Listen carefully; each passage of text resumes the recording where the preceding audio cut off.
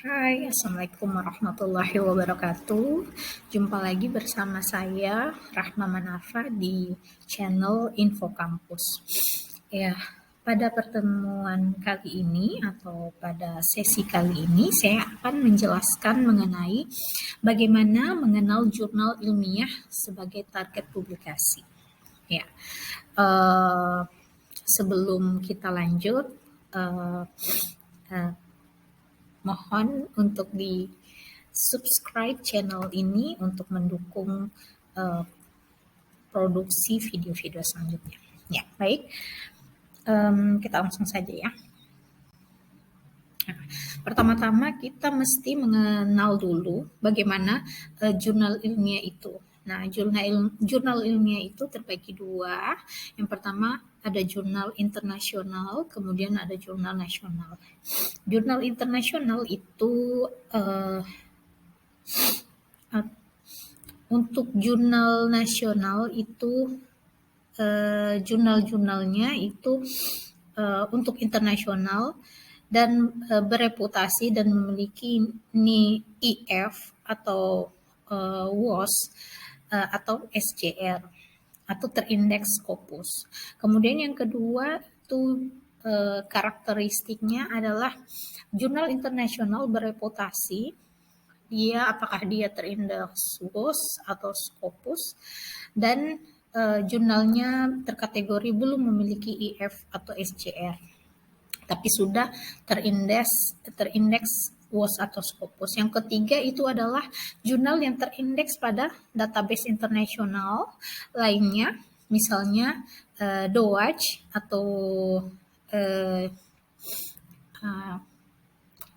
CABI ya, atau CABI atau WOS atau ESC. Nah, untuk jurnal nasional itu ada beberapa, yaitu jurnal yang terindeks DOAJ, kemudian yang terakreditasi SINTA, yang seperti kita ketahui untuk SINTA sendiri ada akreditasi 1, 2, 3, dan sebagainya. Kemudian ada jurnal yang belum terakreditasi. Artinya jurnal ini tidak terakreditasi SINTA, namun masih bisa diakses. Jurnal-jurnal semua ini biasanya bisa diakses terindeks, tetap ya, terindeks sama Google Scholar.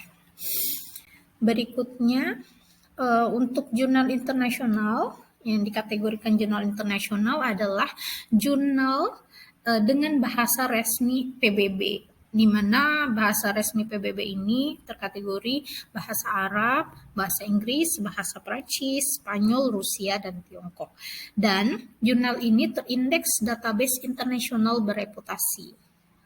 Database internasional bereputasi itu seperti apa? Yaitu tadi Scopus, WOS atau Web of Science, atau database internasional lainnya, misalnya kayak CABI tadi. Kemudian kita juga mesti mengenali indeksasi global pada jurnal tersebut. Apakah dia masuk Q1, Q2, atau Q3, atau tidak Q sama sekali. Berikutnya journal indexes atau database. Pertama Scopus from Elsevier. Jadi dia webnya Elsevier ya. Kemudian web of Science from Thomson Reuters atau Clarivate. Jadi database untuk indeks jurnal itu ada Web of Science ESCI atau Emerging Source Citation Index, DOAJ, CABI, EBSCO, PubMed, PubMed Central, Microsoft Academic, Google Scholar. Kemudian untuk yang nasional ada akreditasi SINTA, kemudian indeksisasi Garuda untuk nasional. Jadi untuk pengetahuan awal kita mesti mengenali ini gitu. Untuk di indeks jurnal itu seperti apa, database yang mengindeks jurnal-jurnal itu ini gitu. Kita mesti mengenali ini dulu. Kemudian berikutnya Apa yang dimaksud dengan jurnal internasional bereputasi atau terindeks Scopus dan atau Web of Science? Yaitu jurnal yang belum atau sudah memiliki faktor kita melihat dulu ya, apakah jurnal itu belum atau sudah memiliki faktor dampak atau impact factor dari Web of Science atau SCIMAGO, Journal Rank atau SCR ya dari Scopus. Nah, itu kita cek untuk faktor dampaknya itu seperti apa gitu di www.scimagocr.com.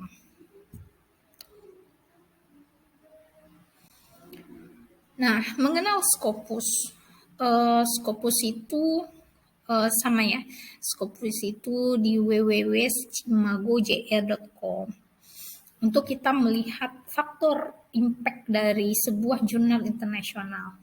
Jadi kalau umpamanya kita mau memasukkan artikel kita ke jurnal, kita mesti mengklasifikasi dulu jurnal apa yang hendak kita tuju gitu. Apakah kemudian topik apa yang dibahas di jurnal itu gitu. Dan impact factor-nya seperti apa. Sehingga kita bisa benar-benar artikel kita itu benar-benar optimal gitu. Berikutnya indeksisasi Scopus. Jadi Scopus itu ada indeksisasinya juga. Mencari informasi apakah jurnal target kita terindeks Scopus. Dengan tadi ya, yaitu dengan memasukkan nama jurnal kita itu ke SCR. Apakah dia terindeks atau tidak. Kemudian kalau umpamanya terindeks, misal tadi ini misal untuk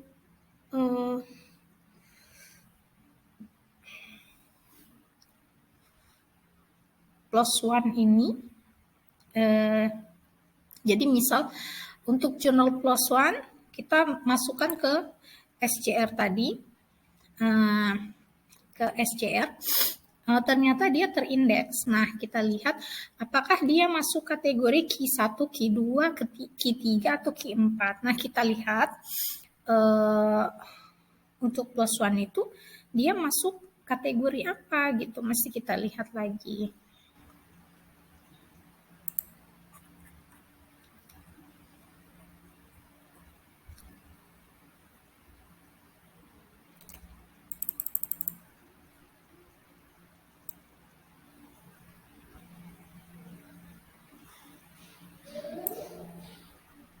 Nah, kita lihat kan berarti di PLOS ONE itu ternyata untuk negaranya itu United States atau dari Amerika. Kemudian ternyata dia masuk kategori faktor dampaknya itu dia masuk kategori indeks Scopusnya di Q1. Berarti dia masuk rankingan pertama ya untuk kuartin jurnalnya. Kemudian berikutnya kita lanjut lagi di indeksasi Web of Science. Misal untuk jurnal JM The Journal of Nutrition, misal kita artikel kita tentang nutrisi atau gizi gitu. Nah, kita lihat untuk JN itu dia indeksisasi di Web of Science seperti apa gitu.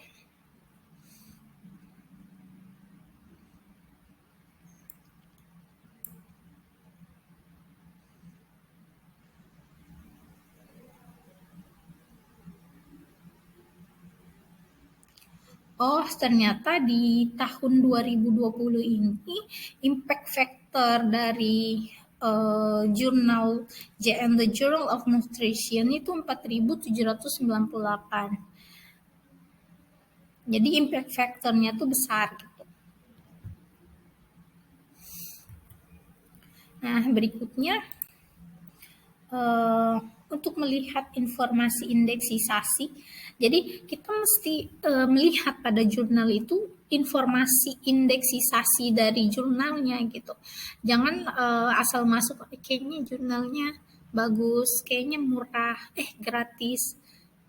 Jangan seperti itu karena kita mau hasil penelitian kita dan artikel yang sudah kita buat itu kita ingin dia memiliki nilai yang optimal gitu, bisa diakses dengan mudah, kemudian bisa kebermanfaatannya itu eh, lebih berdampak gitu. Nah, dampaknya ini berdampak atau tidak berdampak ini bisa dilihat dari mudahnya jurnal tersebut terindeks gitu. Nah, bagaimana kita melihat jurnal itu gampang terindeks? Maka kita melihat indeks informasi indeksisasi dari jurnal tersebut. Biasanya memang dari jurnal itu mereka melampirkan indeksisasi dari jurnalnya. Misal di jurnal yang jurnal universitas jurnal Universitas Pendidikan Indonesia ya. Jurnal ini yang dia berarti masuk Q1 di mana SJR-nya itu dia 0,57. Kemudian dia untuk informasi indeksisasinya dia menyertakan bahwa dia terindeks EBSCO, kemudian Dimension, Sinta, IP,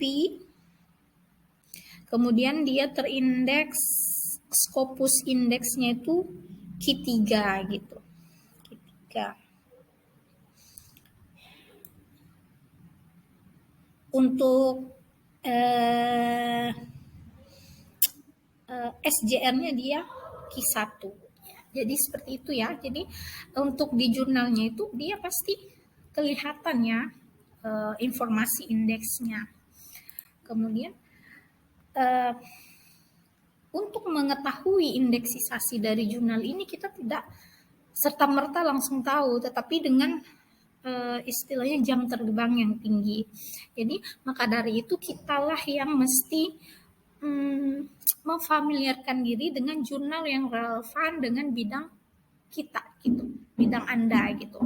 Misalnya jurnal yang diasuh oleh asosiasi profesi atau keilmuan tertentu. Jadi misal kan kadang di sebuah universitas itu di fakultas apa gitu, itu dia mengolah jurnal yang berkaitan dengan fakultas tersebut. Maka kita memfamiliarkan diri dengan jurnal-jurnal seperti itu sehingga kita bisa lebih memahami peta indeksisasi dari jurnal yang akan kita tuju gitu.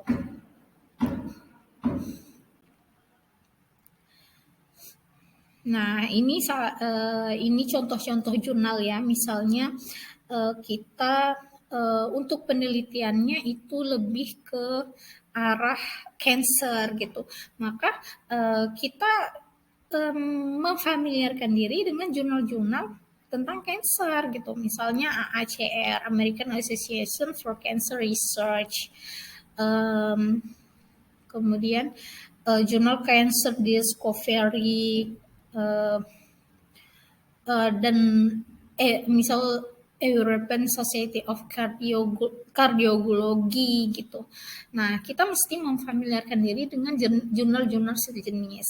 Di samping menambah insight kita tentang penelitian yang berkaitan dengan penelitian kita, juga dia akan menambah insight kita tentang indeksisasi dari jurnal gitu. Sehingga kita bisa mengetahui, oh jurnal yang lagi bagus yang ini gitu. Dan untuk misal sehingga kita bisa melihat jurnal mana yang benar-benar cocok dengan tulisan kita. Karena kan kadang untuk masing-masing peneliti atau penulis itu memiliki keterbatasan-keterbatasan tertentu. Dan ada beberapa jurnal yang memang menuntut kita untuk kadang lebih dalam lagi atau analisisnya lebih detail lagi, dan kita mungkin saya terbatasnya sampai sini saja, maka jurnal ini sepertinya lebih cocok untuk saya kayak begitu. Nah, mengenai jurnal nasional itu dari untuk nasional itu terindeks Garuda gitu. Itu sudah bagus ya kalau terindeks Garuda. Kemudian di Garuda pun juga ada informasi dari jurnal-jurnal tersebut, dia masuk kategori Sinta berapa. Nah ini misal kayak Akta Veterinarian Indonesia. Nah, jadi dia jurnal tentang binatang ya. Dia masuk di kategori Sinta 2. Nah, faktor apa yang menjadi faktor pertimbangan ketika kita memilih jurnal atau kita mentarget suatu jurnal? Pertama itu kualitas manuskrip. Kualitas dari manuskrip yang ada di dalam jurnal tersebut. Apakah kualitasnya memang bagus, analisisnya memang bagus, apakah selaras dengan kualitas tulisan kita. Kemudian kesesuaian aim dan scope jurnal, sesuai tidak scope jurnalnya dengan penelitian kita gitu atau tulisan kita. Kemudian yang ketiga kategori artikel dalam jurnal. Yang keempat, siapa target audiens yang dituju sebagai pembaca. Yang kelima itu target kita sebagai dosen ya. Angka kredit, kemudian kinerja institusi. Jadi kita perlu mempertimbangkan itu juga. Kalau saya memasukkan jurnal di memasukkan artikel di jurnal ini, kira-kira KUM yang akan saya dapatkan berapa gitu, dan faktor dampak pada institusi saya seperti apa, itu mesti kita pertimbangkan. Iya, mungkin itu saja ya untuk pertemuan atau sesi hari ini. Semoga di sesi mendatang saya bisa sharing yang lebih informasi-informasi yang lebih bermanfaat. Terima kasih, jangan lupa subscribe dan share. Assalamualaikum warahmatullahi wabarakatuh.